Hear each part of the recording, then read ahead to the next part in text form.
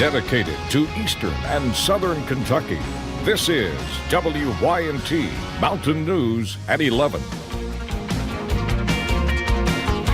Good evening and thanks for joining us tonight. I'm Macy Marie, continuing to search for answers after the mining company Black Jewel filed for bankruptcy earlier this week. Attorney General Andy Beshear says he's using all of his powers and resources to find those answers. WYMT's Emily Bennett talked to miners' families who are feeling the effects. For employees, it feels like betrayal. It's a slap in the face to them when they can't get a simple answer as to what their lives are going to be like come next week. Miners who work for Black Jewel want one thing: answers. The mines was just suddenly locked up. They couldn't get into the mines. They couldn't find out what was going on. They were just being told different stories. One miner's wife, Megan Thacker, says she does not know how she's going to pay the mortgage, let alone put food on the table. What do we need to do? This being in limbo is just ridiculous. We don't know how to survive like this. We're kind of in panic and survival mode right now. And because Thacker's husband's previous job paid minimum wage, we're going to get next to nothing on unemployment as to what we would have gotten if he would have gotten an official layoff notice. The bankruptcy came with little notice, and the miners left work with their gear still in their lockers. A lot of those guys left the majority of their things because they thought they would have a job to come back to in just a couple of days. The gear being personal equipment worth thousands of dollars. Not having these tools is stopping some miners from searching for a new job. If they don't release this equipment, we will have to take some action on that. As Raleigh says, to them it is the same as theft. In Harlan County, Emily Bennett, WYMT Mountain News. Earlier this week, a federal judge approved a $5 million loan to Black Jewel on the condition that CEO Jeff Hoops resigned. Officers with the Moorhead Police Department are looking for a man who they say walked away from work release. And this man, Roger Lynn, walked away from work release near Moorhead State University. Lynn was last seen wearing blue jeans and a white t-shirt. If you see him, you're asked to contact Moorhead Police Department. Family members wanted her to leave a rocky relationship, but she insisted on helping people in need, even those who hurt her. That's how a Southern Kentucky family is describing Vicki Connor. She's the woman police say Nicholas Rucker shot and killed on May 22nd and then took off. Rucker was captured yesterday, and Connor's family says they can feel safe again. Worried more so that something else was going to happen to somebody out in the community or wherever he was at. Nicholas Rucker will answer to charges relating to his capture and arrest Monday, but we do not know when he will be arraigned on the murder charges in Whitley County. Downtown Pineville businesses are still needing repair after damaging winds on Wednesday. Pineville pawn shop owner Sean Fugit says he was not expecting the winds that damaged part of downtown. One of the damage from the high winds was the pawn shop, where a 60-foot piece of tin roof blew off and onto cars and other buildings. Fugit says after hearing the crash, his first thought was to look to see if anyone got hurt. And that was the first thing we really tried to get over there and make sure that nobody was underneath the part of the roof. And after that, everything was sort of calmed down. You could take a breath. Fugit says he does not know the cost to repair the roof at this time.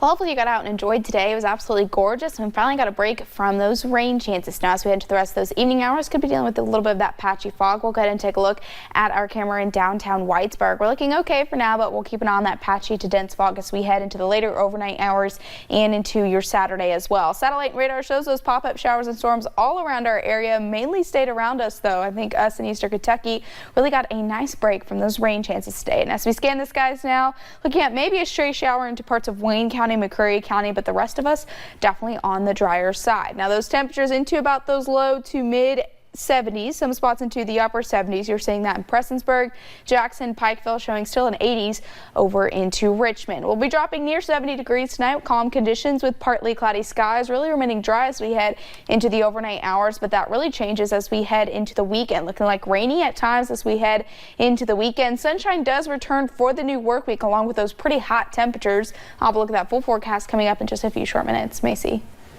Thank you, Paige. A Southern California city is cleaning up after the region's strongest earthquake in 20 years. It produced more than 100 aftershocks. And here's video of the effect of one of those aftershocks. A 6.4 magnitude quake in Ridgecrest sent items flying off shelves at local businesses. Broken bottles littered the floor of this liquor store. Tremors were even felt more than 100 miles away. Firefighters are investigating after an explosion at a dorm on the University of Nevada, Reno campus. It happened this afternoon. This is a time when there are far fewer students on campus as summer session is going on. Authorities say that 2 people were taken to the hospital and several others injured. Officials say the building is damaged. The Kentucky River is showing the effects of a fire at the Jim Beam warehouse in Woodford County. Hundreds of dead fish are floating down the river in Franklin County. State environmental officials say the number of dead fish will only go up, and it's due to the water trickling down from the fire earlier this week. Those in the area say the river has a different smell because of all the fish. I can't imagine that you would catch anything right now because I expect most of them are dead. Folks aren't going to have much success fishing in the river for the next, for the next probably a few weeks. The state has warned folks to not eat the fish affected by the runoff. However, they say drinking water likely will not be impacted, but it still may have a slight smell of bourbon. And if you plan to spend your weekend on the water, you may be seeing more law enforcement out patrolling, and that's thanks to their Operation Dry Water campaign. Since 2009, the Kentucky Department of Fish and Wildlife, along with other agencies, have been accredited for more than 3,500 boating under the influence charges. During the campaign, a person arrested for boating under the influence may be subject to 24 hours of detention for their first offense and 48 hours for a second offense. And a similar story in West Virginia, officials out patrolling the water there too. Those covering the water say they have seen boaters try to outrun officers, all the way to people falling off boats. Officials warn that a boating under the influence, or BUI, is just as serious as a DUI. Both come with the consequences of jail time and fines in West Virginia. Every year it seems like we have alcohol-related crashes, if not fatalities, serious injuries associated with drinking and driving a boat. And kids are required to wear life jackets on the water. Boaters need to take time to make sure those kids have them on correctly. Coal mining millionaire Chris Klein is among the victims killed in a helicopter that crashed in the Bahamas Thursday.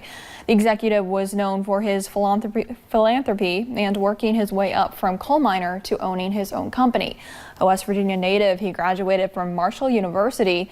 Klein donated more than $8 million to his alma mater, which named a sports facility after him back in 2014. The governor of West Virginia tweeted his condolences, calling Klein a close friend. And Klein's daughter also died in that crash. A Whitley County School Board member has died. Delmar Mahan from Corbin died this morning. His family asked that instead of flowers, people make donations to the Jimmy Crawford Education Memorial Fund. He was also a former Kentucky School Board Member of the Year. A Montgomery County family is looking for answers after their pet alpaca was shot in their front yard. The alpaca, named Ringo, had been with the family a few months. The family says they got him after a friend bought him back from a cattle sale and didn't have a place to put him. He was friendly and would even pose for pictures when people stopped in front of their home on Spencer Road. On Tuesday, they heard a shot and found Ringo's body next to the fence. During the summertime, you notice a few pop-up yard sales here and there. But on Highway 52, there's a 50-mile yard sale happening this weekend. It's going through Breathitt, Lee, and Estill County. Starting Tuesday, hundreds of people began placing their treasures up ready to negotiate, and thousands have already stopped by to look for the best deals they can find. We're from Madison County, and we're kind of like old-time junk hunters, you know. We're junkies, I guess you would say. And when I'm not on this side of the table, I'm over there selling myself from time to time. So you never know what you're going to find at these things. The Highway 52 yard sale will continue until tomorrow evening. Police and businesses in Pineville are helping students get school supplies for the upcoming school year. Pineville Police Chief Kyle Dunn says the police department, Walgreens, and Pineville Independent are partnering to help get school supplies for students at the school. Dunn says they're already getting donations and hope to get many more by the time school starts back up. If anybody does want to donate, they can go by Walgreens and pick it up. They have a box there at the checkout to put everything in. or if they just have stuff they want to donate, they can come by the office anytime and drop it off here. The donations will be given out during back-to-school activities at Pineville Independent. Fast Change Lube and Oil is working with Military Mission on a summer program to benefit the troops. Operation Soldier Care began Monday, inviting community members to 22 Fast Change locations to donate items or money for soldier care packages. The program has raised $30,000 for soldier care packages in previous years, and it's now entering its 5th year. This year, Coal Run Fast Change partnered with Pikeville's VFW Post to help raise, donations and supplies that we can send to the military missions to help out a little bit more than what we're doing. To hear from local veterans and learn more about the project, you can head over to our website, WYMT.com. And still to come at 11. Before departing for his New Jersey Golf Club Friday, President Trump engaged in a venting session on the north lawn of the White House. Hear what he had to say next. And rain chances look to increase as we head into the weekend. I'll have a look at that full forecast coming up.